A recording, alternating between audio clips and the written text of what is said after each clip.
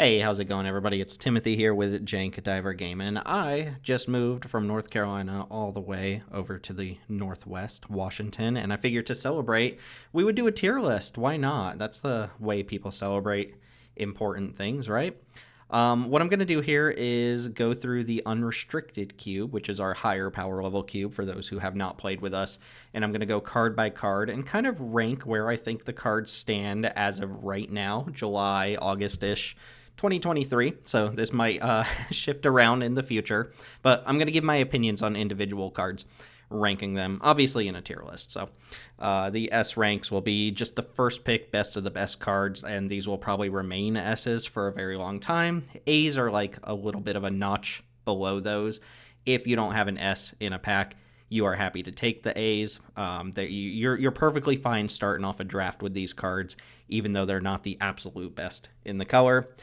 B's, if you see them in the draft, you'll take them, but you never finish up the draft thinking, hey, I really wish I had gotten that card, or at least that happens very rarely. They're usually interchangeable with other B's. A lot of cards in the unrestricted cube will fall in the SAB category, mostly A and B. Obviously, you're playing cube, so you're hoping not to play a bunch of F's and stuff like that. You got to curate it yourself. So if you have a bunch of F's in your own cube, you are probably responsible for that yourself. C's are where we start to talk about cards that are probably not going to be in the cube for like the next year or so. You'll probably play with them, or we have been playing with them for a while, but they're not untouchable cards. They've either fallen off, or we've added them recently, or they've been power crept, so on and so forth. You can pass them in a draft as well. A lot of the times they won't even make your deck. Not bad cards necessarily, but situational, filler, that sort of thing. And then D, there aren't going to be that many Ds, but for me to rank a card as a D, I either have to think it's really new and we tried it out and it's just not panning out, or it's been here for a while and it's time to cut it. It's just not really pulling its weight anymore. Not a lot of Ds, but I do have one or two in mind that I will be classifying as Ds. Now, I'm going to go down the line, starting with creatures by mana value and then getting into planeswalkers, instants, sorceries, lands, going through all 51 of the white cards. These are completely my opinions, and I know, Chris, if you're watching this or anybody else is watching this, I know there's going to be wildly different opinions about certain cards. There's obviously going to be some controversial ones in here. I've got some strong opinions about one or two of these cards. I plan to do this for each of the monocolored sections. I don't think there's enough in the colorless sections to really warrant a video like this, and I'm not going to go through multicolor because all the multicolor cards are good. They're just situational for their own individual color. So one video per monocolored section. If you would like to find this and rank the cards yourself and then share in our Discord, you can do so. I will have a link to this particular tier list down below wherever you're watching this. And as always, you can support our cube content and our cube by coming and playing with us. I will have a link to the Jank Diver Gaming Discord down below. We organize Wednesday and Sunday events. The unrestricted cube that I'm talking about today is our typical cube for Sundays, and it is our higher power level cube. You can tell by the cards here. So a little bit wild card intensive for people without large collections, but a very fun time.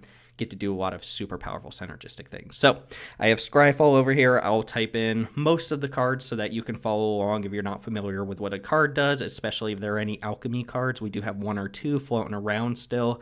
I will do my best to remember card names and type them in as we go. But with that being said, let's go ahead and rank every white card in the unrestricted cube from S to D.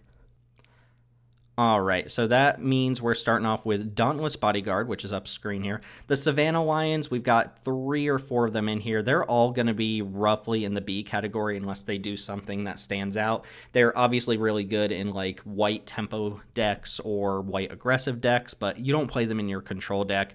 A lot of times a card like this isn't something you want in your Aristocrats deck. So they hit about half of the decks and they miss about half the decks. And they're just good at what they're supposed to do. And what they're supposed to do is be aggressive one-drop creatures. So there's not a lot to say about them. Obviously, Dauntless Bodyguard is really good with Aluris specifically, but half the cards on this list are good with Aluris, and that's not really a way to quantify a card. We could actually do an entire tier list on cards that are good with Lurrus. So Dauntless Bodyguard as just a run-of-the-mill Savannah Lions with some upside that protects some of your larger creatures, which are pretty important. Seems like a good spot to put it. Thraben Inspector is up next, and honestly, part of me, I was thinking about this one before doing the video. I almost want to put Thraben Inspector in the S category. Let's go and make sure we have the right card. Yep, there he is. Thraben Inspector is almost an S for me because you can put this in any white deck and it will be good, but it's more important in white decks than it is in others.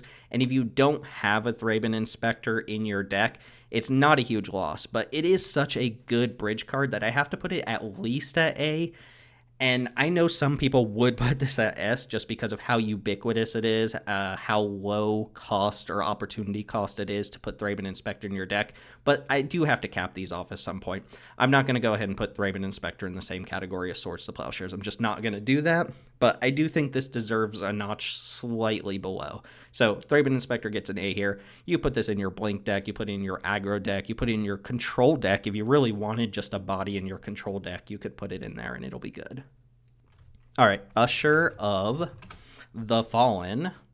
This was the first, I think, really good Savannah Lion that we got, and now we seem to get them every set. I do think it's a little bit better than Dauntless Bodyguard. It's still just a B. It's just a Savannah Lion. You don't boast that often, but sometimes you get to play this on turn one. Your opponent just plays a tap land or doesn't do anything on turn one, and you know you're in the type of matchup where they're going to wrath you or something like that, so you don't want to overextend and play out your hand, so you just end up using turn two to make a 1/1. If we had more obvious token strategies going around in our cube, I would put this probably just a notch higher, but as a Savannah Lion with some upside, it's a B. There are some decks that would prefer Dauntless Bodyguard, but mostly those are decks that have Lurrus in them, so I think these are kind of more or less tied. Skrelv. So Skrelv's interesting because it is the Mother of Runes card that we have on Arena before we got Giver of Runes, which at the recording of this video, we just got Giver of Runes. So recently that we haven't even played a cube with it yet. We haven't fired off a draft with Giver of Runes yet, so I imagine Giver's probably close. But where do I put Skrelv? I think I value this card a little bit lower than most people. I do think it is nice protection. The Toxic doesn't really come up. The fact that it can't block does come up enough that I can't put this at A tier. And again, it's really only for your aggressive decks, maybe even your Blink decks, because you have to protect pieces like Soul Herder and stuff like that. But it's more of a lightning rod card than it is just an excellent card. It can't protect itself. It can't block. Those are enough knocks against it that I don't think I can put it higher. But as far as a protective creature like a Mother of Rune style creatures goes, I think B is an appropriate spot for that. Okay, so Recruitment Officer is yet another Savannah Lions. I think this one's actually a little bit worse than a lot of the other ones. The reason is I don't actually see the activated ability come up that often. I was very excited for this because it's a cool mana sink. You don't get a lot of mana sinks at this power level when the cards are already so powerful at just doing what they do when they resolve. So it's cool to see a mana sink on a playable card already.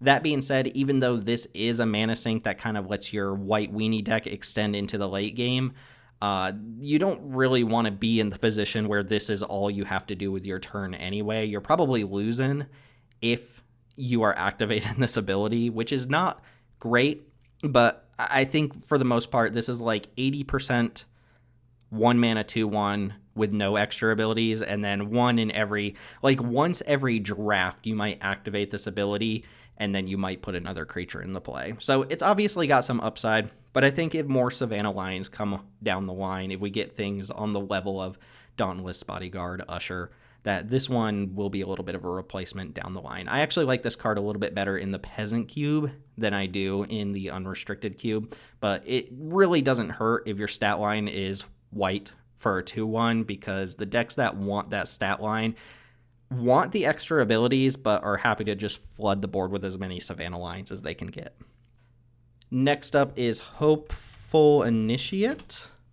Yeah, all right. I'm going to miss one of these names at some point during this video. I actually think Hopeful Initiate is the best one-drop aggressive creature. I don't think we have Isamaru in here anymore. It's not on the list, but I actually am going to put Hopeful Initiate.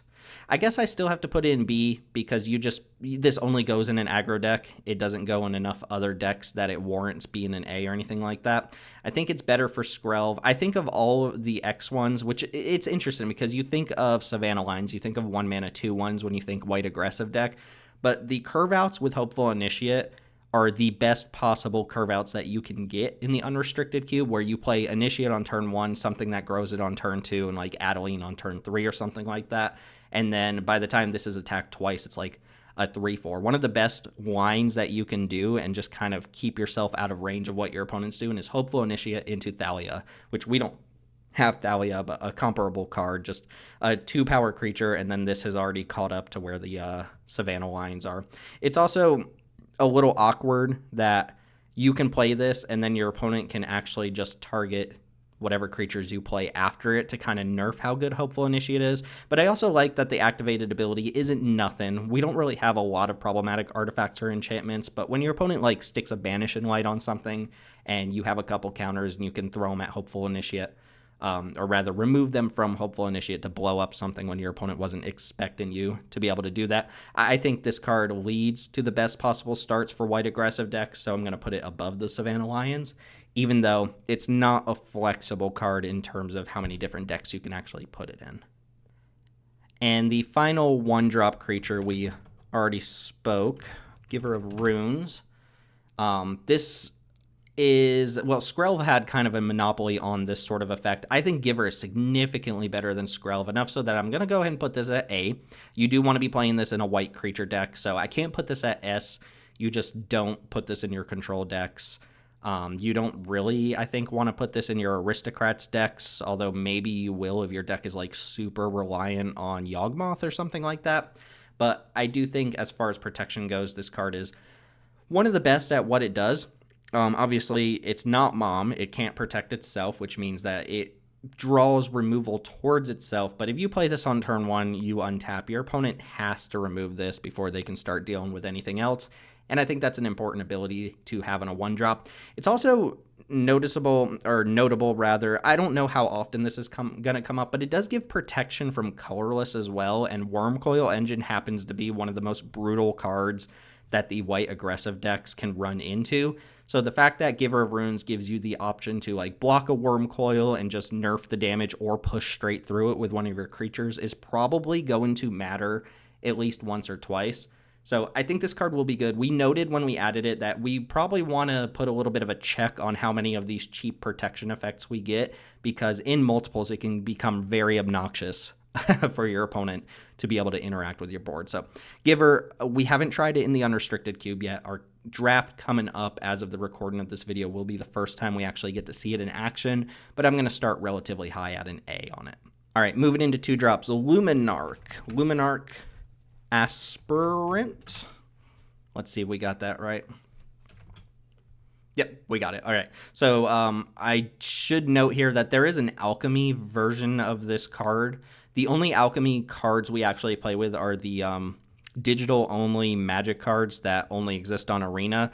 If there's a retrained version of of a card, we don't actually play with those. So we play with the original versions. I don't actually know what the retrain of Luminarch Aspirant is, but we play with the original card. I'm pretty sure they nerfed it.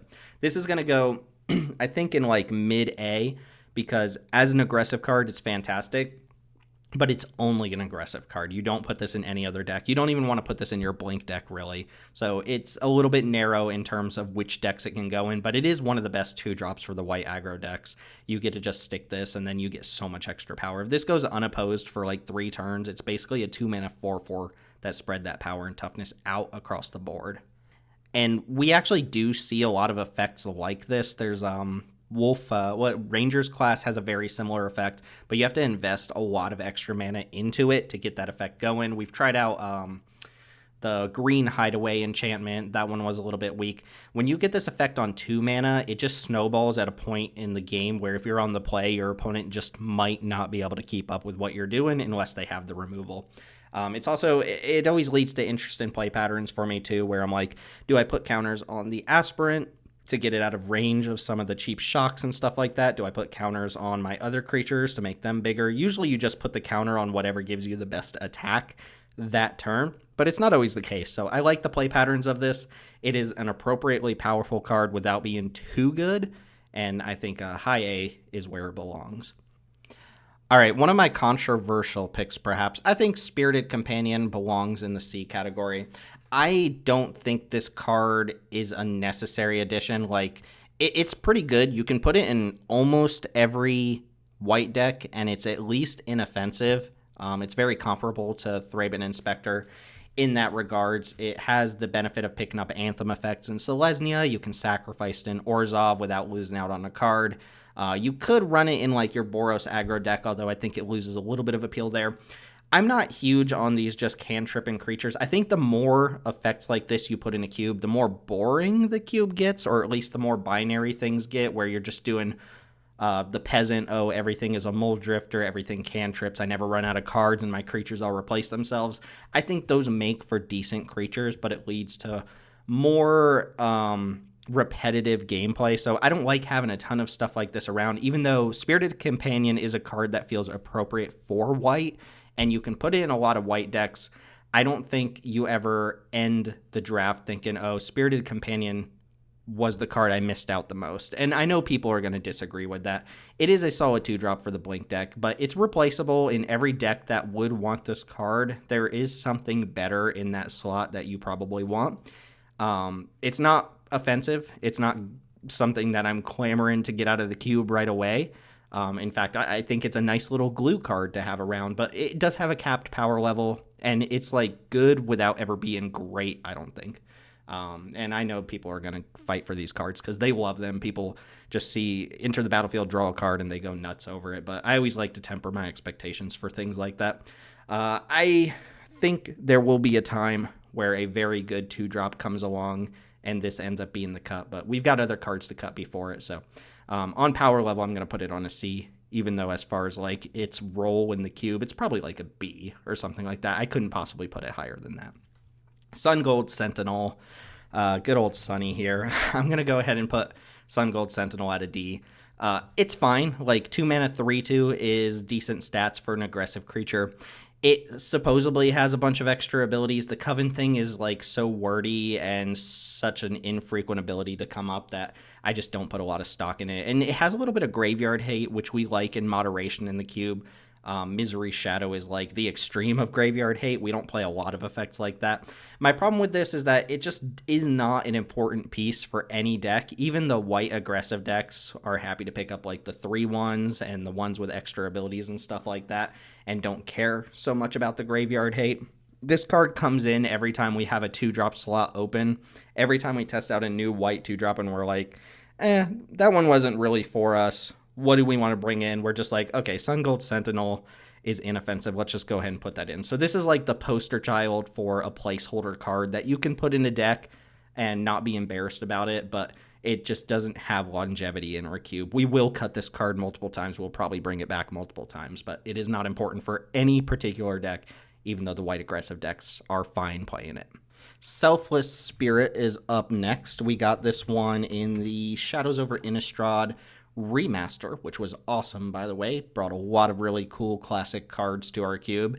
I'm not sure where I rank this one. I want to say B. My gut reaction is B. I don't think it's so powerful that it's an A, because I don't think you would ever first pick this card. I think it goes in a lot of different decks. You're happy to play it in your Blink deck because it protects important pieces. You're extremely happy to put it in your aggressive deck, but you don't put it in control decks, which the creatures obviously are all going to get knocks for not going in control decks. But I want to put this at a B. I don't think it's an important part of any particular strategy, but it is a very good role player, and since B is where I'm putting the role players, it just seems like that's the natural home for it. I think it's less important for the aggro decks than just the 1-drop, so I'm going to put it below all of the 1-drops here, and I'm roughly putting these in order. I'll probably forget that I did that by the time I get to the 30th card, but yeah, Selfless Spirit, just a nice little bread and butter card that, plays aggressively, protects your board. You know what the card does. It's pretty simple. Skymarch Aspirant. I actually think this is gonna be a C. I think this is the worst Savannah Lions that we have, and we're just playing it to up the density of Savannah Lions. This could honestly just be Isamaru again, which I would probably put in like the low B, because I think it's just an unexciting Savannah Lion. But Skymarch Aspirant as like Savannah Lion that sometimes has flying in the late game is fine, bread and butter. But we know for a fact if we get a better Savannah Lions, this one's going to be cut. I think I said that for Recruiter, but I think Skymarch Aspirant's the weakest of all of those. That leads us to Micaeus. The Lunarch. Let's go with that. There he is. All right. I put this at the top of one, starting off the 2-drops, because turn 2 is the absolute earliest you would play this. I'm not a Micaeus fan, even though it has its matches where it's really good. I think this is a C-level card, but I do think it's powerful enough that we would put it at high C. I don't think we've ever really had a discussion about cutting it, but it's exactly what I have here for a C. It's just not important to a particular deck. If you are like a go-wide token deck that's playing Mondrak and Anthems and stuff like that, you're probably happy to pick up Micaeus, but it doesn't go in your Boros decks. I guess you could put it in your Boros decks. It's kind of like a Selesnya gold card, because that's the home where I feel it's at its best. Just not an important card. It's a fine card. I don't want to say Micaeus is bad. It's just not an important card, and the role that it's playing can easily be like done by any other Anthem creature. It is flexible. It's nice to have like a big mana sink, big X spell for your white aggressive deck in case you draw this on like turn 6. And in board stalls, the card's actively excellent, right? If you stall out and you get to the point where you're every 2 turns putting counters on all of your creatures, or just activating this every turn, obviously that can turn things into a win. But those situations don't come up often enough that I think I'm willing to give Micaeus anything higher than a C here. I'm trying to put him a little higher than Spirited Companion. All right, Clarion Spirit. This is one of my favorite cards, simply because it is just extremely simple and leads to some fun gameplay interactions and stuff like that. I think this is going to be a low B for me. I almost want to put it in C, even though it's a pet card of mine. I think the power level of it is capped. Like, you might get 2 spirits throughout the course of the game. And if this card just said like 2 mana 2/2 when it enters the battlefield, make 2 1/1 spirits, that's really good. Obviously, if it just was a 2 mana 2/2, a bear that made 1 flying spirit when it entered the battlefield, that would be a card that we probably already play. It's not quite that. You have to sequence things correctly to make this card work. And if you don't have this in a lot of decks, you're not super sad. But there are some decks where you're actively like, hey, I see Clarion Spirit in this pack. I hope I wheel it, because it's going to go ahead and, produce the tokens that I need. Good in Boros aggro, just good in a lot of different decks. Basically, any deck that wants to attack your opponent down. And I've even played this in like Black-White Aristocrats, because it can just pump out extra bodies. So a nice, solid, well-rounded card, but you're never first picking it. I don't think I would ever first pick Clarion Spirit in the Unrestricted Cube. Intrepid Adversary is up next. This is did we play? I think we might have played all of the adversaries at one point or another. I'm going to put this at A, and I'm not sure where I want to put it. I think it's better than Luminarch Aspirant. Maybe Giver should be like right here or something like that. Intrepid Adversary is one of the best mana sinks. First off, you just run this out as a 2 mana 3 power creature, perfectly fine. But on 4 mana, just a 4/2 lifelinker that pumps your board is great. On 6 mana, pumps all of your creatures +2/+2. It doesn't really get much better than that, but it's just an on-rate creature with an excellent mana sink ability, like a multi-kicker ability. So it's kind of hard to go wrong with this, and it is kind of a sign that white aggressive decks are open.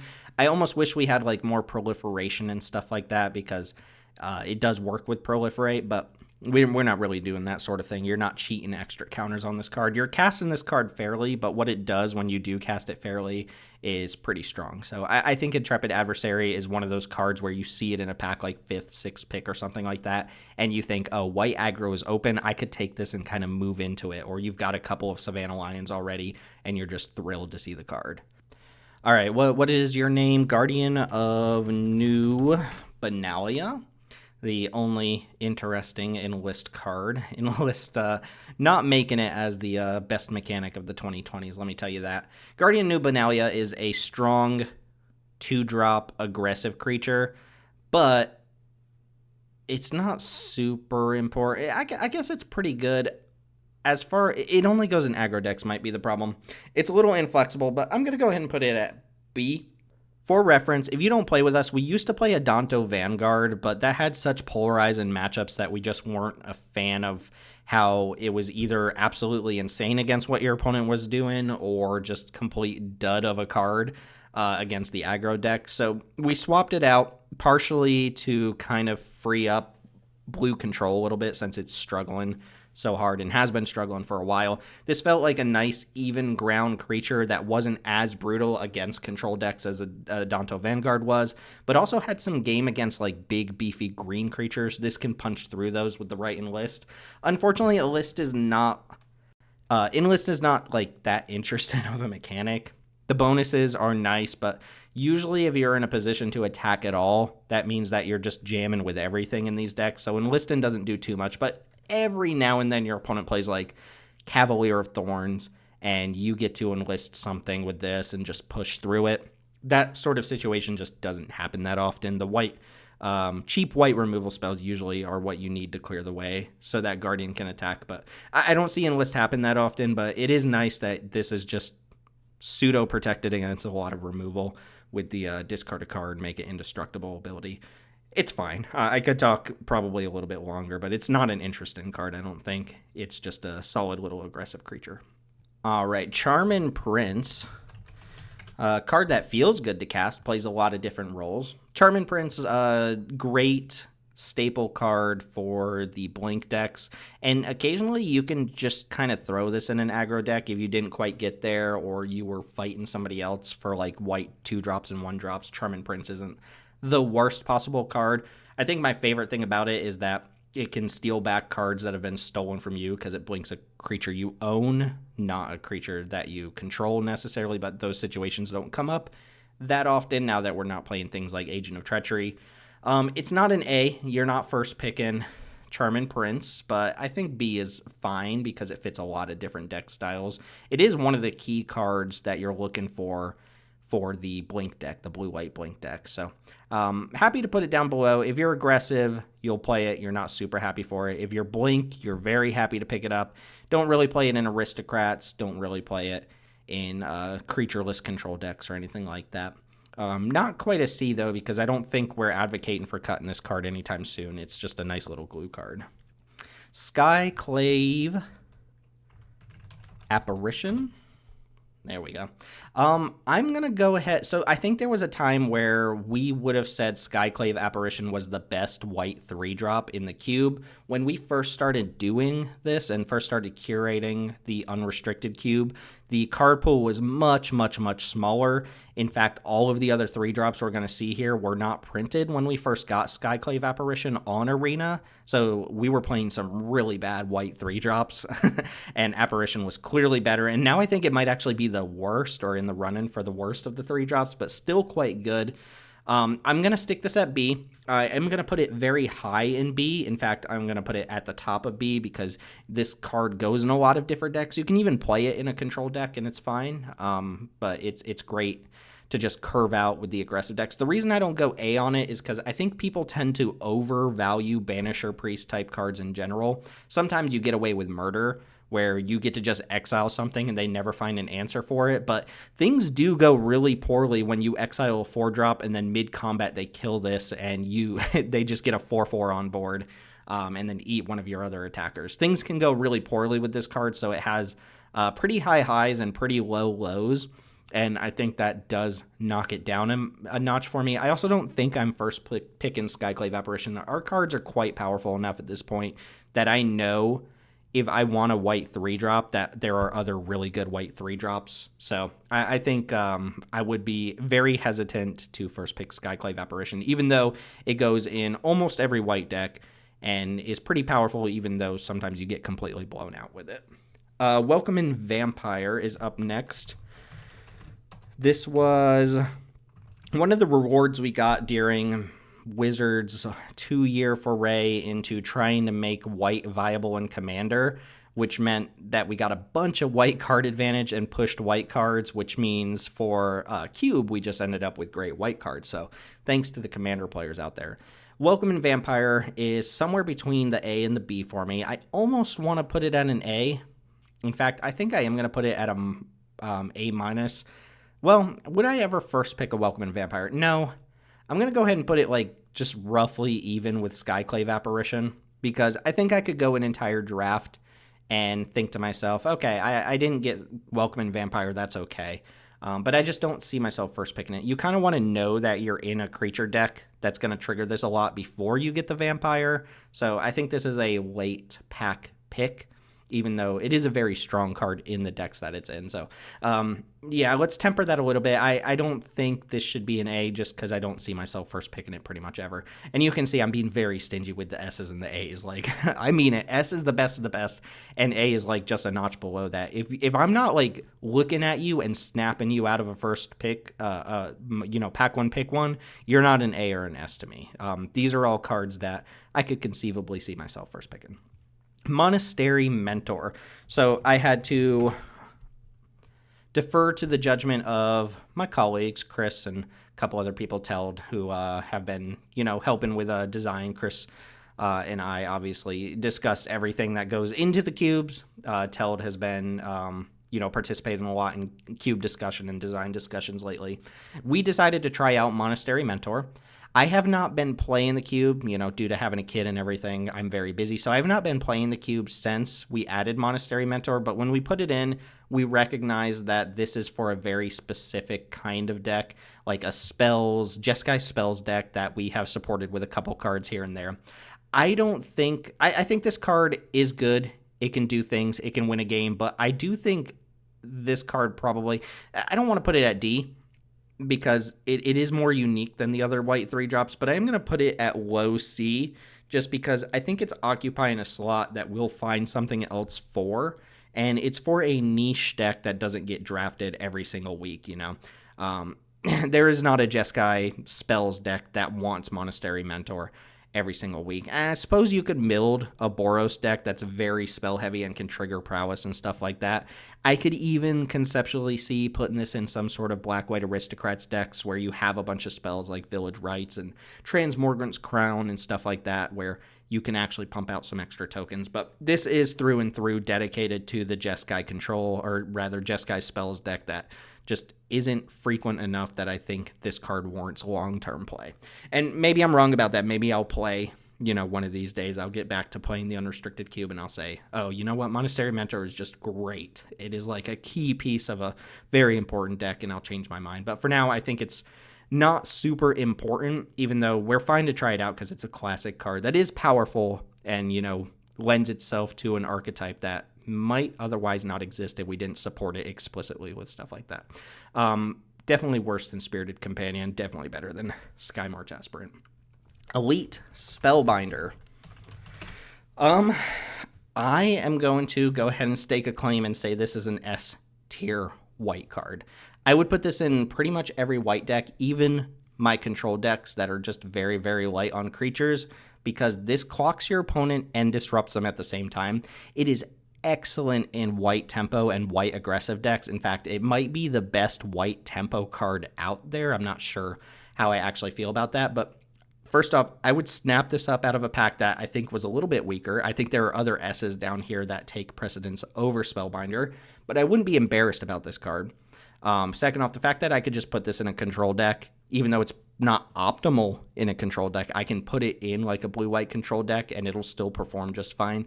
I think that bumps it up to S for me. I think this is like one of the best designs we've gotten in a couple years for white creatures, and I think PV should be proud. Elite Spellbinder is an excellent card. All right, moving through 3-drops, we've got Blade Splicer. I don't even remember what we got Blade Splicer from. An anthology, maybe? Historic Horizons, whatever that is. Oh yeah, that was the set where they just threw in a couple extras and we're like, oh, Blade Splicer. I'm going to go ahead and give Blade Splicer an A because on rate, it's just a good aggressive creature. It is one of the key pieces for the Blink deck, and the Blink deck, I think, is at a point where it's very good and wants its key pieces. And you could just throw this in an aggro deck, and it's 4 power and 4 toughness, some of which has first strike for 3 mana. That's just a fantastic rate. It's not like Spellbinder. You're not first picking it and saying, you know what, I could draft anything in the world and this card's going to be good, because you wouldn't put it in your control deck. But I keep saying that, like, I don't know what creatures you are putting in your control deck, but Blade Splicer ain't one of them. A for sure, and I think I want to put it a little bit above Luminarch Aspirant because of how important it is to the Blink deck in particular. So I'm happy. Blade Splicer is just a classic card. It's like one of those easy to grok cards where a newcomer could come in who's never seen Blade Splicer before and be like, oh, this is a powerful card. That's just the making of something that you want in your cube. I don't know if this still sees play in like the Legacy Vintage cubes on Moto, but it certainly has the power level to it. It's just a rock solid, well-designed card. Adeline. Adeline is one of my questionable design cards. Like, how did this card end up being as powerful as it is?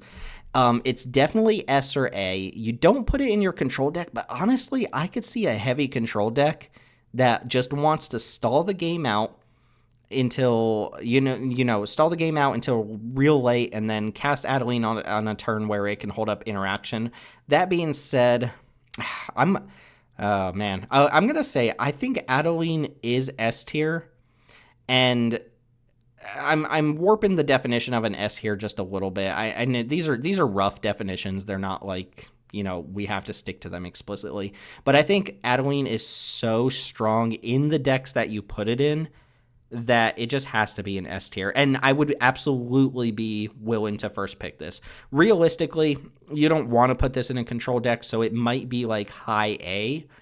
Like one of the best possible A's, because you can first pick this card and say, I'm doing white weenie tonight, and Adeline will often be one of your best cards. The fact that this is very often, like, the floor for this card is like a 3-mana 2/4, and then the ceiling of it, which isn't even that hard to get to, is like a 2-mana 7, or I'm sorry, a 3-mana 7/4, 8/4. This card is absolutely bonkers. It's one of white's best creatures. It's one of the best reasons to go white aggro, and kind of holds an entire archetype on its back. Like, you first pick Adeline, you know what you're doing for the night, and you know that you're going to have a powerful finisher for that deck. Like, if you're on the play, you go 1-drop, 2-drop Adeline, you're probably going to win unless your opponent has an answer for Adeline right away or a Wrath the following turn, and sometimes you might even be able to kill them then. This is part of the reason that go wide decks are strong. Cards like Clarion Spirit get a lot better. Selfless Spirit gets a lot better when you know you're protecting an Adeline, stuff like that. So I think let's go ahead and put it at high A, just because it doesn't go in the control deck. So if I want to be a little stringent with, my S tiers going in every possible deck, then Adeline gets bumped down a little bit. Restoration Angel. Classic card. I wish we had gotten the classic art. I don't hate this art, but Restoration Angel has sweet art. This is going to be another high A for me. I kind of want to put it above the Giver, and let's stick it right in the middle. Key piece for the Blink deck. Exactly what I said about Blade Splicer. Key piece, I mean, just like a solid mid-rangey card if you end up in a white deck. You can even play this in a control deck. And one of the reasons I really like Restoration Angel is because we have Settle the Wreckage and we have the Wandering Emperor, and now we even have Archangel Avacyn in the 5-drop slot. A lot of times when you are a white deck and you pass the turn, your opponent is anticipating the Wandering Emperor or Settle the Wreckage and will play around those accordingly, but nobody anticipates Restoration Angel outside of the Blink deck. So you can get people with Resto, and it's one of those cards that you can put in your control deck and do the whole like hold up counterspell, hold up threat type thing. And if they don't give you a target worth countering, you just run out Restoration Angel and now you're clocking them. So it goes in a lot of different decks. I prefer it in the Blink deck. I think that's its natural home. It's kind of like a second tier card for a control deck. So I don't quite first pick it. I don't quite put it in the same level as some of the other S's that we see here, but I do think it is a powerful, well-rounded card. Sarah Paragon. Sarah Paragon is an interesting card because we had a 4-drop slot open. We were playing Luminous Broodmoth for a very long time, which is a rock-solid card. There was nothing wrong with Broodmoth, but we wanted to kind of test this one out and see how it performed. We started low on it, and I have gotten feedback that Sarah Paragon has been excellent. Having not played it myself, it's kind of hard to rank it, but the higher up on the curve we go, the harder it is for me to justify putting a card higher up on this list unless it's excellent. So I am going to split hairs a little bit and put it kind of in the B, like high B, because of the feedback that I've got on it, the potential, that obviously this is like your backup Luris. In fact, it can even play Luris. We've got another one for the Good with Luris tier list here. But I think this card probably performs well, but you don't necessarily need it in any deck.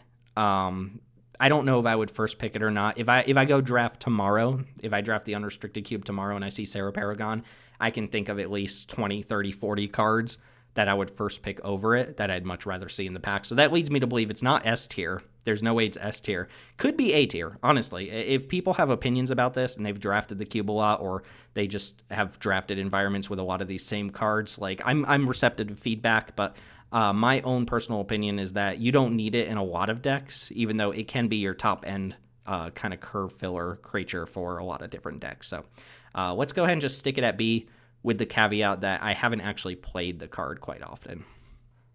All right, one of Chris's pet cards here, Mondrak. So another casualty of me just having a child and not playing the cube that much is that I haven't had a chance to play with Mondrak. I do think this is a high B card.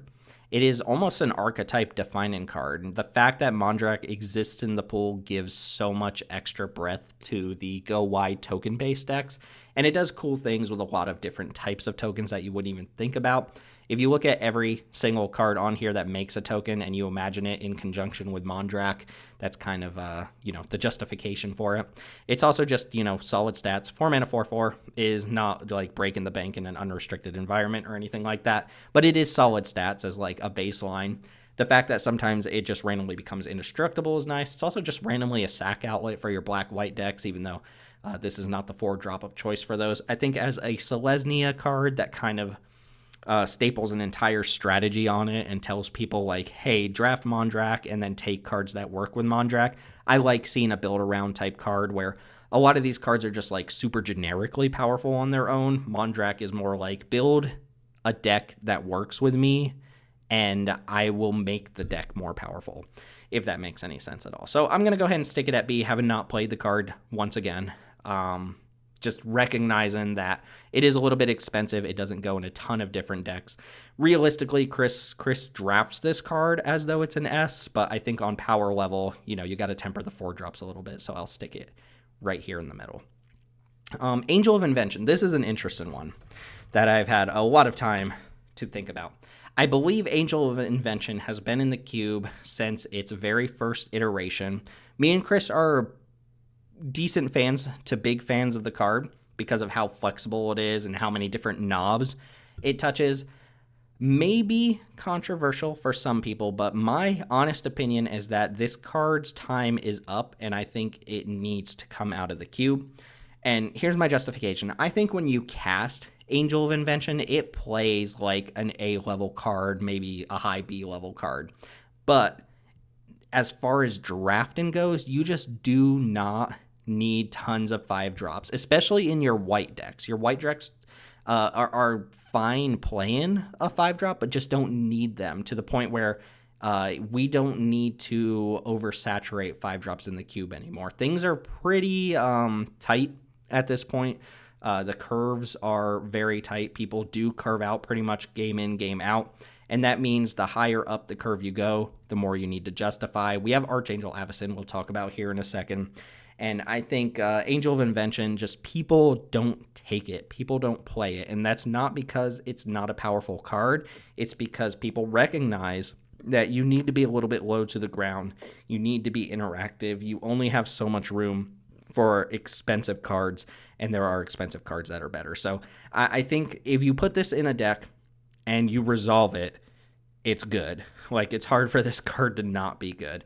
But you shouldn't take it very highly, and that to me is a big red flag that it might be time to look for something else. Maybe not even another 5-drop to replace this card, but another effect or something like that. So sad, because I think the art pulls this card up quite a bit. I think the flexibility of it is very nice, but I think the rate at which it gets drafted is so low. You often see this card last pick in a pack. It's so low that you just don't really need it in the cube anymore. And for what it's worth, Stern Lesson absolutely hoses this card. The new blue counterspell from Lord of the Rings. That's not what it's called. Stern Scolding. We'll get it one of these days. I know we're not talking to blue. I also don't know how to spell Stern. Anyway, Stern Scolding absolutely hoses this card. Like, a 5-drop that gets got by your opponent's 1-mana counterspell is just game over. So, not gonna, put a put a huge wrench in a card's playability because of the way it interacts with blue counterspells. But it is worth noting that Stern Scolding does catch some of these low power, expensive cards that get bigger once they're on the battlefield, but are small when they're on the stack. So that is another knock against the Angel. Archangel Avacyn. This is another one that we just randomly got with Shadows over Innistrad Remaster, and I think it's very good. You can put this in a lot of different decks. I think being a 5-drop, it's not quite S tier, but I do think it's an A tier. I don't think it's quite as good. It's 5-drop. Again, we just got through saying you don't need a ton of 5-drops in your deck, but as far as 5-drops go, this one's very good. We watched Theo do a blue-white rotisserie cube draft where it was very much a deck that could operate at instant speed and tempo people out and stuff like that. And Avacyn played a key role in that. When you're holding up a lot of these other instant speed effects like Restoration Angel, Settle, the Wandering Emperor, even just removal, counterspell, stuff like that, having the option to just flash out Avacyn instead is very nice. Now, I don't think I've ever seen the backside of this card come up, but it is extra little bonus. But you can put this at the top end of your aggressive deck. I think this is a much better top end card than the Angel, just because it lets you operate at instant speed, and it protects your board against Wraths, which are one of the silver bullets against the aggressive decks. Avacyn's just very well-rounded. I do think there would be a draft where I just sit down and I say, you know what, Avacyn doesn't commit me to a particular strategy. Let me go ahead and first pick this and see where things go. So the card is very powerful. Not quite one of the most powerful white cards out there, but very powerful nonetheless. Archangel. I guess we're going from one Archangel to the other. This is Archangel Elspeth, which is a fine card. I actually think this one landed a little bit weaker than I wanted it to. So much to the point where I'm going to go ahead and put it at high C. I think we cut one of the other Elspeth's. Yeah, Elspeth's Son's Nemesis was the card we were playing, which we had played for a very long time and had, a lot of success with. Just very well-rounded card, and we got Archangel Elspeth. I think the problem with this card is that it's just so all-in on aggression, and that -2, as powerful as it reads, a lot of times you just can't do it. If you land Archangel Elspeth and you try to -2 something and they deal with it, and then they just attack down Elspeth, it's okay, that's cool. As far as a 4-mana creature that just pumps out a 1/1 every turn, a 1/1 lifelinker nonetheless, it's fine, and the -6 is kind of whatever. So ultimately, I think all of the moving parts here are fine, and you can resolve Archangel Elspeth, but I would much rather have a lot of the other 4s at the top end of my aggressive deck. And if you're playing this in a control deck just to kind of pump out a 1/1 every turn, you miss out on the -2. So it's just not great there either. I don't think this card is that exciting, in my opinion. I don't think it's been a complete dud. It can still do some powerful things, but it seems like it's really only good in those games where you're already stable or winning. Not very good if you fall behind. All right, chugging along, Planeswalker territory. The other white Planeswalker. Oh, all right. This is the Wandering Emperor, right? All of the Emperors have the same name. They're the Emperor who is lost somewhere. The Wandering Emperor is an S tier card. It is probably going to be my second pick S tier white card. And it's funny because if you've never played with this card, like if you just started playing Magic and you read this card, it'd be like, okay, I can see how a lot of these things are powerful. And then you just have it in your hand on turn 4 and you're like, I can do anything. My opponent is going to lose something if they attack me. If they don't attack me, I'll just run it out and I will go ahead and make some creatures. I'll start pumping them up. It's great in control because it helps you deal with incoming attacks. It's excellent in aggro because you can flash it in and win a combat. Just as a mid-rangey card, it's great. I think when this card was spoiled, I thought people were overrating it a little bit, and I probably would have put it at like an A in my initial ranking, but we've played with this card enough. Everybody knows it is one of the reasons to be in white, and when you have this in your hand, you just feel like a god. You just feel like you have the one ring, right? Nobody's going to be able to mess with me this turn. Plays offense and defense exceptionally well. That makes it an S tier card. Ephemerate. I'm using the Strixhaven art here. One of my gripiest cards, because it is a rare, I typed in Strixhaven. This is Ephemerate. Let's go ahead and switch the art over. There we go. Yeah, gripey card because it has a rare symbol on it, even though this card was originally printed at common. But Arena's got to get your wild card somehow, right? Ephemerate is an excellent card. I'm going to put this at like high A. Where'd you go, Ephemerate? I'm going to put this at high A. Thraben Inspector is such a good call. The fact that Thraben Inspector is up here in this conversation is just wild. But here's the thing about Ephemerate. It is the number one best card for the Blink deck. It lets you do the most broken things because of just how efficient it is. And, you know, the fact that it rebounds means you paid 1 mana and you usually get to trigger an ETB 2 more times. Like, take any ETB on the list here, usually from the other colors, and then say you get to do it 3 times for the cost of 1 extra mana, or 2 extra times for the cost of 1 extra mana. Just really good. Not to mention, I think Ephemerate should go in more decks than people play it in.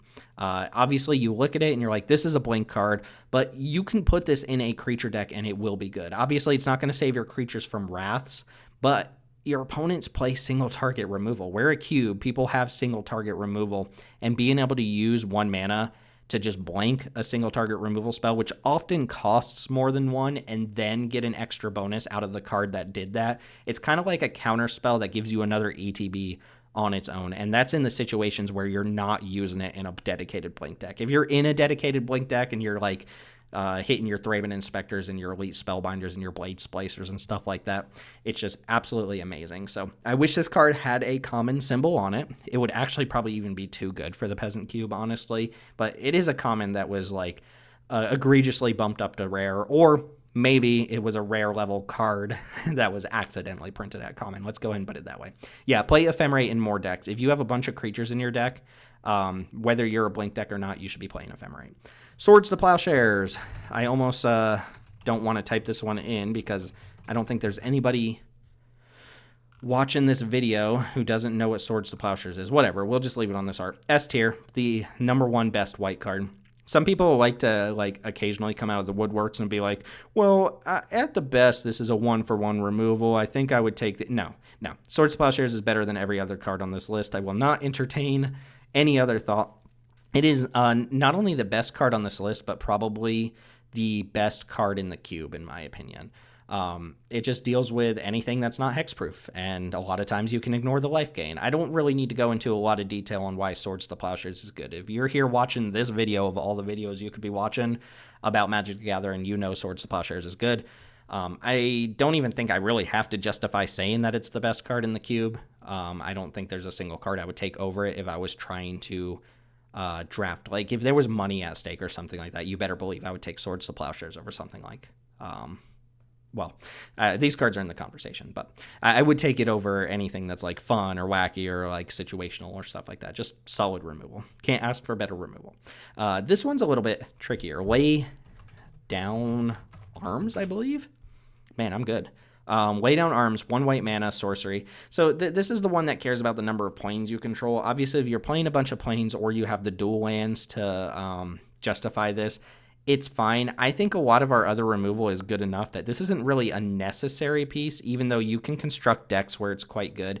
It's a little bit awkward that in the aggro deck, it gains your opponent some life and sometimes doesn't quite kill the blocker you need to kill if you were on the draw. But you can put this in a control deck. In fact, I think the home for this card is the control deck that's heavier on plains, or, you know, really dedicated picks to dual lands that have plains types like Hallowed Fountain and stuff like that. I just don't think it's a necessary card for the cube. I'm going to go ahead and put it in like low C, probably right here. Looks good to me. Yeah, that's where you know, I'm satisfied seeing it right there. It's a little bit experimental, but it's not like horrendous. You can obviously construct decks where this card's quite good. If you somehow manage to be in mono white, the card is excellent.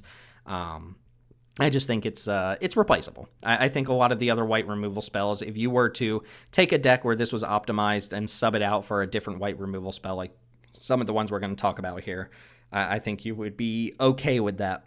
And then a lot of times there are decks where you actively want the other removal spells over it. So I think this is a nice experimental card that lends itself to, you know, draft in a little bit differently to optimize it. But it's not a card that if we took it out of the cube, we would feel like it was missing. Elspeth's Smite. This is probably the most pushed version of this like combat trick removal thing that we've ever seen. I think this is a good control card that's actually even justifiable in aggro. I don't quite think it's like an A level card because, again, you're rubbing up against like Swords to Plowshares and stuff like that, and you've got really good white removal. So I think this is like a high B tier card. The more aggressive you are, the more likely you are to just want to curve out with creatures, the less you want it. And there are enough situations where your opponent just plays like a 4/4 and brick walls you, where you have to 2-for-1 yourself to get off the board, that I think despite being good, it's got a ceiling to it that is noticeable. So why don't we stick it right here? Actually, it is more of a control card. It's probably like in the conversation with the Savannah Lions. This is why like tier lists are kind of nonsense anyway, right? Because these things all go in different decks. But as a control card, I think Elspeth's Smite is awesome. So let's go ahead and even out in the middle of the B's there. Just a solid little role player card. I don't think we're aiming to get rid of it anytime soon, and I don't necessarily see them printing a more efficient version of this anytime soon either. Mana Tithe, pet card of mine. This is an easy one. Force Spike. We wish we had Force Spike in blue, but instead our best counter spells are being printed in white for some reason.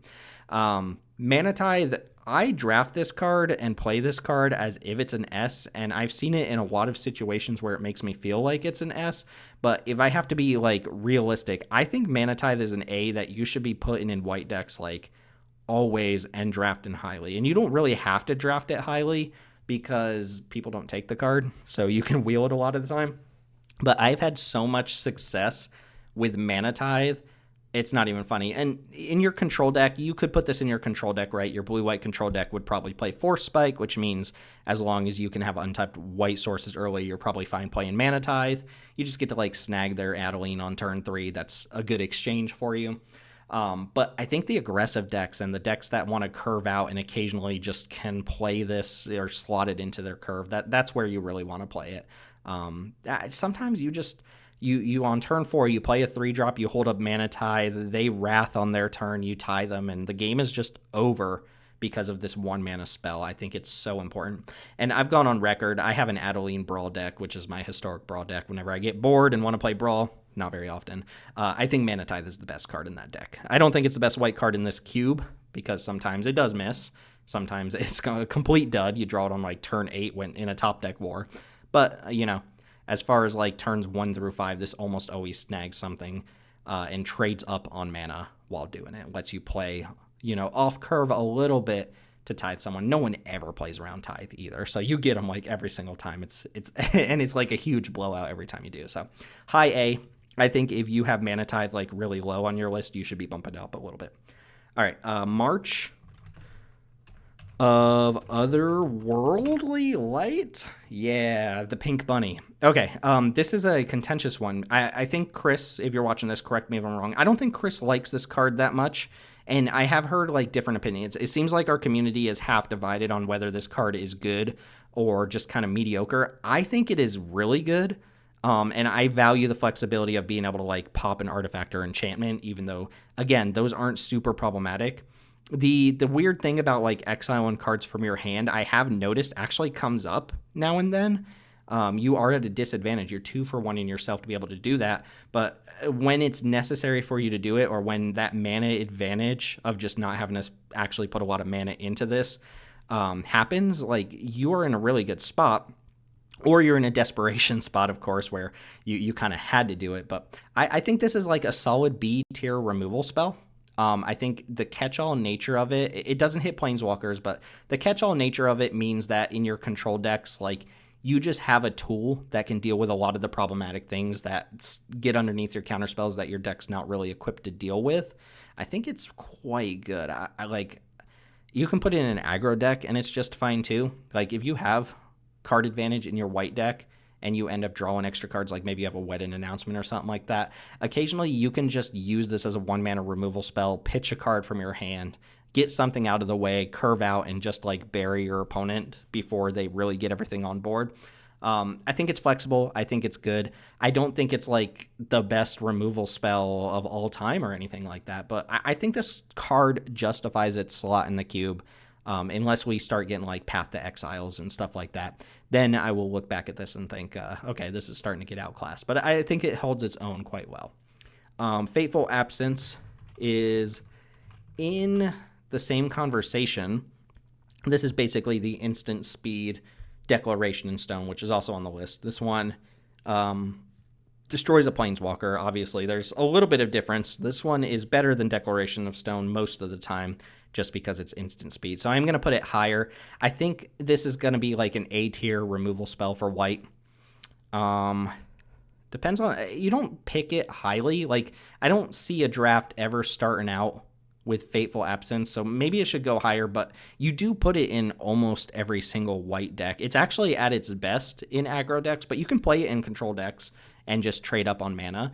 Your opponent's going to draw their card at a later turn, so you end up 2-for-1 in yourself, but obviously sometimes you snag their 5-mana planeswalker or 6-mana creature or something like that, and you feel pretty good about the exchange. The best home for it is in an aggro deck where you can just put them under so much pressure that they don't really have enough time to draw the card off the clue, and it's just efficient there, like a Doomblade that catches anything you need to get out of the way. So I think even though you don't first pick this card that often, you put it in so many decks that it belongs in A, even though you kind of want to know the texture of your deck a little bit before you go deciding whether this is like a premium removal spell for you or not.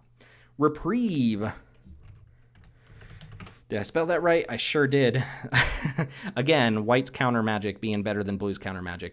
I think Reprieve, we just got this card, but I have played with Remand enough, and I know that this effect is better in white than it is in blue. I'm going to put this at high white.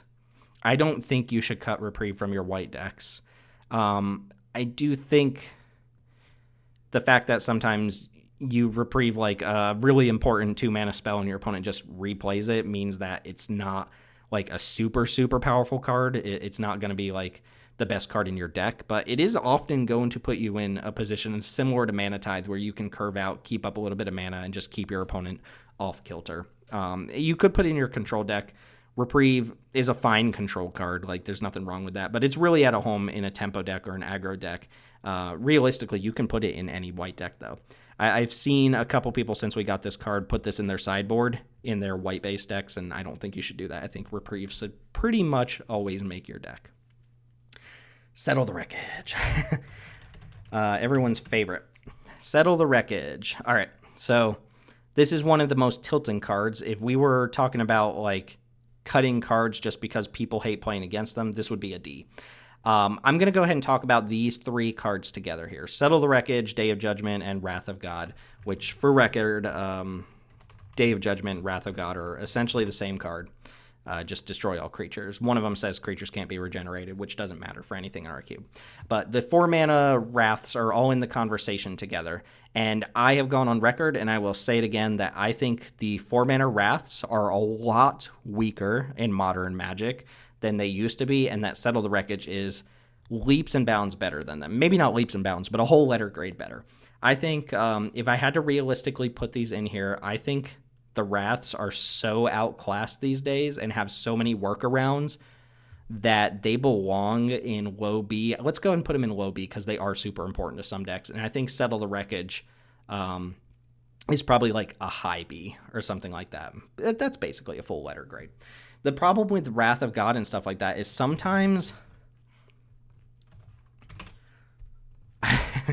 we'll find it. So the problem with Wrath of God and Day of Judgment is that these aren't just the silver bullet cards against aggro decks like they used to be. First off, your aggro decks often have a lot of resilience with cards that get things back from the graveyard, or creatures that can become indestructible, or, blink effects and stuff like that. There's so many workarounds to Wraths and stuff like that. White has the Mana Tithes and the Reprieves to just catch this card on turn 4 and then you die.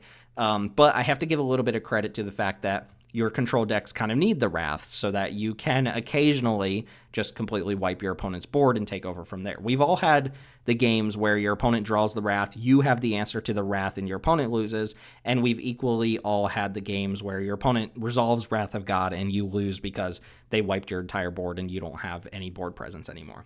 But I think there are enough workarounds. I mean, if you just look at this list, there's Selfless Spirit, there's Avacyn as creatures that make your board indestructible.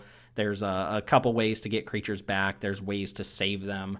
There's indestructible creatures that are just naturally indestructible. And then when you're talking about black, you start talking about the recursive creatures that, sure, you can go ahead and Wrath me, I'll just bring them back and stuff like that. There are enough workarounds that I don't think these modern, or these classic Wrath effects are as powerful as they used to be. For reference, we did play Sunfall, and it was leaps and bounds better, to the point where this card was absolutely broken because it just circumvented all of the things that Wrath of God is bad against. The exile all creatures instead of destroy all creatures is Sunfall is an S tier card. That's how big of a difference it is. Now, as far as Settle the Wreckage goes, I think first off, you can kind of discount the whole give your opponent a bunch of lands thing. I've never seen that matter to the point where your opponent got lands and they were able to do something that they suddenly were suddenly able to do something that they weren't able to do before you gave them the lands. That situation just never happens where they're like, oh, I get 3 lands, I'll go ahead and fireball you next turn. Sure, that can happen. It doesn't actually happen. If you're at the point where Settle the Wreckage is stopping a big combat, everybody has their mana, things are happening. You're giving them an advantage, you're thinning out their deck, but you're not really putting them in a position to just suddenly win the game with that mana. Settle the Wreckage, you just do not die when you have Settle the Wreckage in your hand. It is, whereas sometimes you cast the Wrath, your opponent has an answer or can get back a recursive creature and just keep the pressure on. If you have Settle the Wreckage in your hand, it is extremely hard for you to die that turn.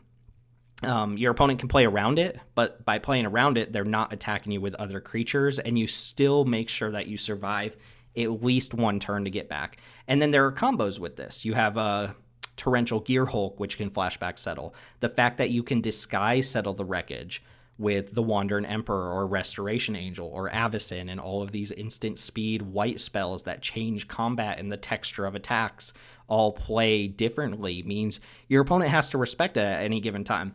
I will say the interesting thing about Settle in a cube environment is that once you know you've played against the opponent who has Settle the Wreckage, you can guarantee that nobody else has it from that point forward. Or if you just hate draft it, you don't have to play around it anymore. And I think that's interesting, even though I've been talking forever about these Wraths here.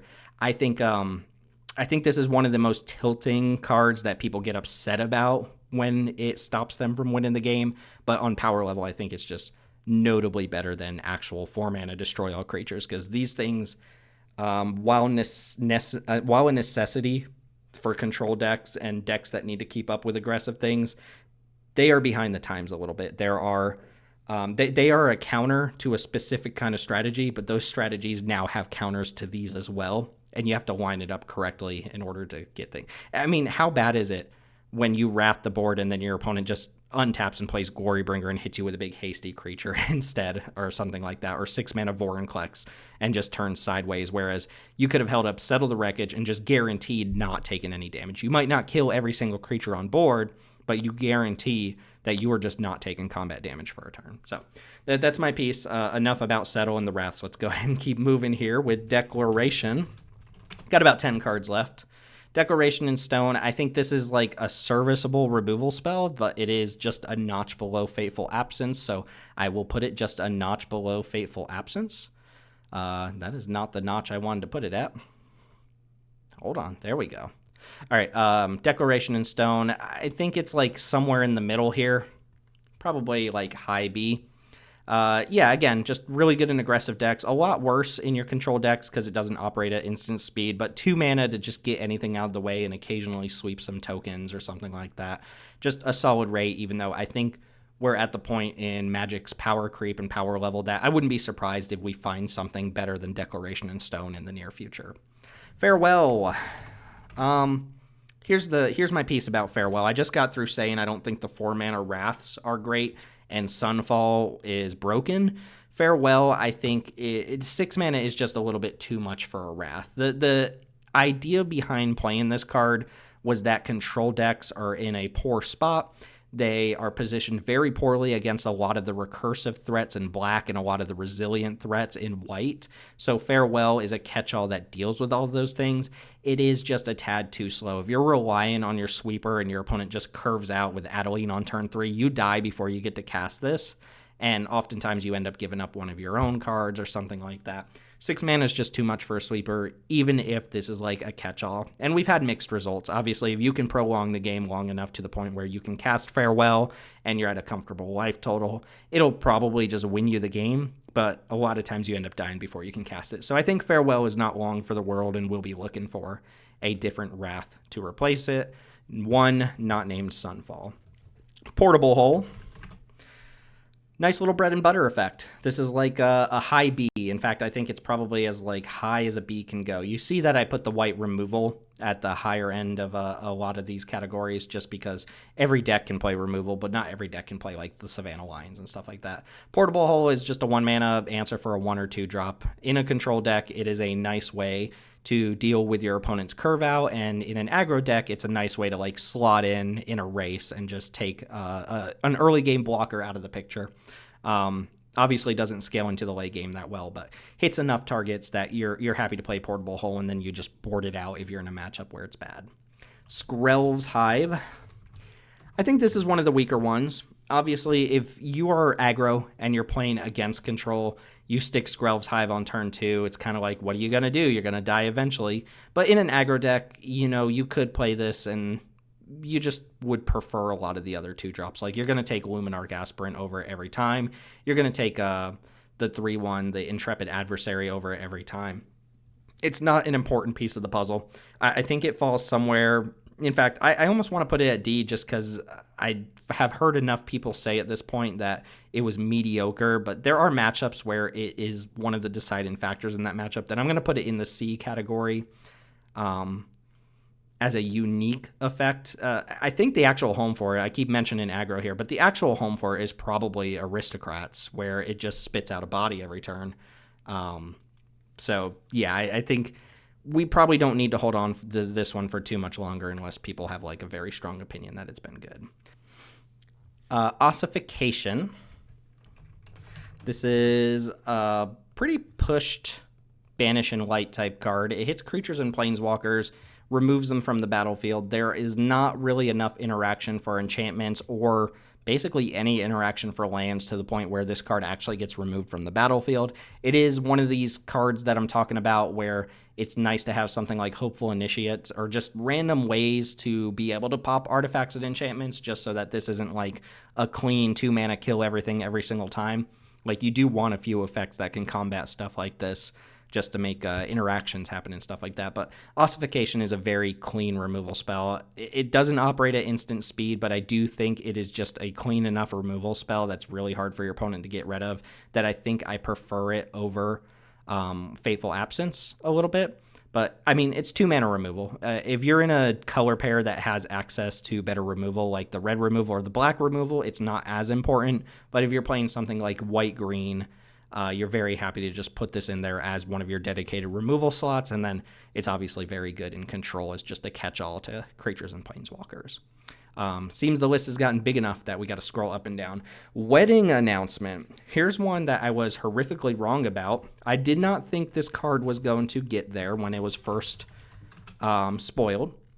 And I will give credit to Chris. We had a discussion about this on our old podcast, the Deep Dive. And we went back and forth. Chris was very high on it. Obviously saw the play patterns with it. I assumed that it would be too slow, and I was wrong. Like it only took a little bit of time for us to realize this card was good. I think this is an S tier card, and I have to put it there for a second. I think you can take this card and you can go into a lot of different strategies with it, and it will be good. You could even put it in your control deck to just like buy time. That's not the best home for it, but you could just stick this on turn 3, make a body, make a body, make a body, and block for 3 turns. Fog your opponent's biggest non-trampling creature for 3 turns or something like that. You don't care as much about the Anthem effect in that situation, but sometimes you get to keep those bodies around, and then you have a bunch of 2/2s. The thing that kept me back from saying this card was good at the beginning was that it takes, until turn 6 to reap the entire benefit of the card. But it turns out the little drip of advantage that you get every turn, whether it's making a 1/1 or drawing a card, that little like drip of card advantage or board presence that you get is enough to hold you over to get Wet in Festivity as a bonus on top of like an already playable card. The total effect of this card is some combination of make 3 1/1s and draw 3 cards, usually like a little bit of each of those, and that's enough for your 3 mana. And then you do get this Anthem effect, which is obviously fantastic in your Selesnya decks and any deck that can just put Wet in Announcement in it. So I think this is one of the White's best cards. In an aggressive deck, I think Adeline is better, but Wet in Announcement goes in a lot of different decks, so I'm going to give the nod to Announcement there. Banish and Light, I hate this card, but it's like a necessity. It operates fine. I think this is like high C, where if you put this in a deck, it's going to trade usually like your 3 mana card for their 3 or 4 mana card, and it's fine. Maybe they find an answer for it, maybe they don't. But I think now that we're getting things like Ossification on 2 mana, we have a lot of 2 mana interaction. We already have like the best removal spell with Swords to Plowshares. Banish and Light is easily like the most lackluster version of this, and we'll probably get a better version of this down the line. In fact, I think Seal of something. There's a white card that came out recently. I don't know what it's called, but it was 1 white for a Banish and Light with like Ward 3 on it. We don't care enough about the Ward 3 because there aren't a lot of ways to affect the enchantment in the first place that it warranted playing the extra white pip. So Banish and Light, card that I pretty much never take in a draft unless I'm like desperate for removal. And if I'm desperate for removal to the point where I'm playing Banish and Light, I feel like my draft went poorly. The white lands, Cave of the Frost Giant, Cave of the Frost Dragon. Good white aggressive card. Sometimes messes up your mana, but not enough that we've, felt like the tap clause on these. These creature lands from AFR are probably like the best thing to come out of that set. They might be the only cards we actually even play from AFR. They're good. You could put this in a control deck. You can put it in an aggressive deck. It's, I think, at its best in an aggressive deck because it just gives you a mana sink that can close out the game once your opponent has wrathed you and stuff like that. But, as a control finisher, being able to hide your control finishers in a land is a nice little strategy because you get to just develop the mana, get ahead on resources, and then wrap up with something that your opponent's very unlikely to be able to interact with. So I think, the opportunity cost is so low that this is going to be an A quality card for almost any white deck.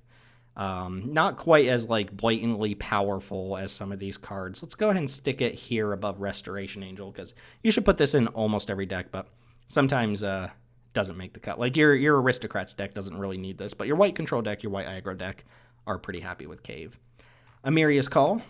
This is the MDFC. It has come in and out of the cube once or twice, and I assume will continue to do so. You do not really see the 7 mana half of this card. In fact, I would say like the split is something like 25-75, where 25% of the time, 1 in every 4 games, someone casts Amiria's Call to good effect, and then the other 75, it's like worse than a Plains.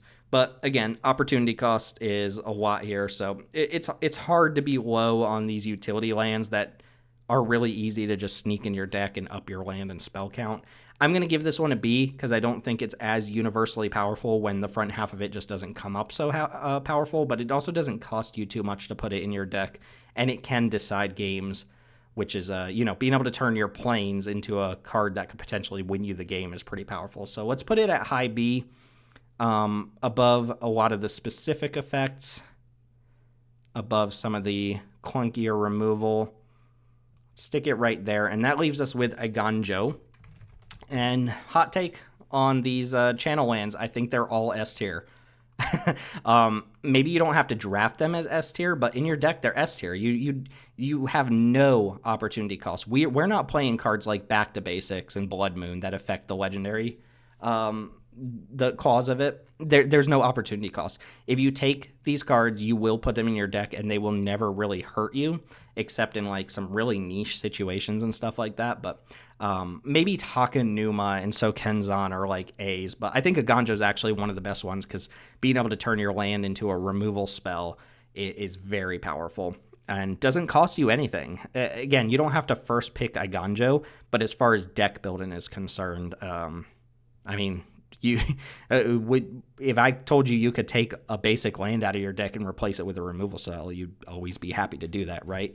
A removal spell that still adds mana when you needed to add mana, right? You don't have to go down to 15 lands to play a Ganjo. It's not like some weird cycler. You still get to play the same number of mana sources, but every now and then you get to just turn one of your mana sources into a removal spell.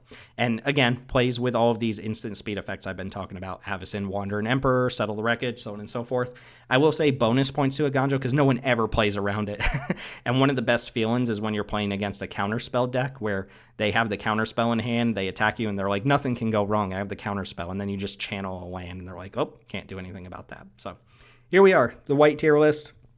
S tier all the way down to D tier with the cards that I think should probably come out of the cube or aren't long for the cube, and the cards that are probably not coming out of the cube anytime soon, and everything in between.